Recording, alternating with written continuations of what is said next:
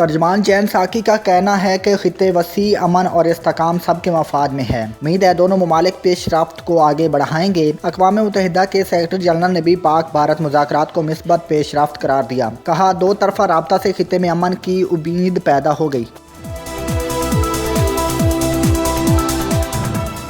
FATF का पाकिस्तान को जून तक ग्रे लिस्ट में रखने का फैसला। जायजा रिपोर्ट में पाकिस्तान के किरदार की तारीख। सदर FATF ने कहा, पाकिस्तान में 27 में से 24 नुकात पर ज़बरदस्त काम किया।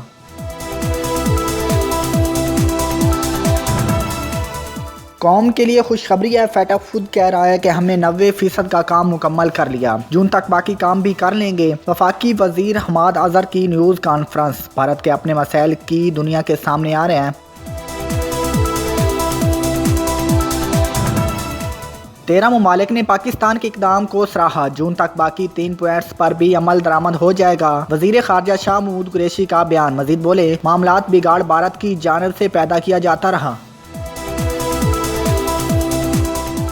वज़ीर-ए-आज़म इमरान खान आज एक रोज़ा दौरे पर लाहौर आएंगे। गवर्नर पंजाब, वज़ीर आला, अरकान असम्बली की मुलाकात भी शेड्यूल में शामिल। बिलदियाती इंतखाबात की तैयारियों समेत सियासी मामलात और इंतज़ामी अमूर पर ब्रीफिंग दी जाएगी। इमरान खान मुख्तलिफ इजलास की सदारत भी करेंगे।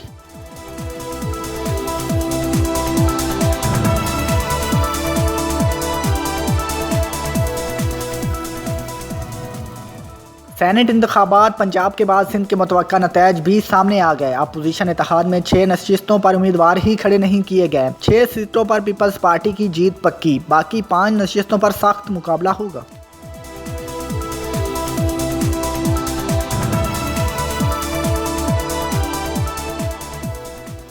वफाकी वजीर असद उमर और आसिम सलीम बाजवा की अल्लामा इकबाल इंडस्ट्रियल सिटी के दफ्तर आमद। चेयरमैन फैटिंग काशिफ इश्तिफाक से मुलाकात। मीटिंग में नए एयरपोर्ट फैसलाबाद तक चनियोट रोड और देगर मनसूबों से मुतल्लिक मुशावरात। सन्नतकारों ने असद उमर के सामने शिकायत के अंबार लगा दिए।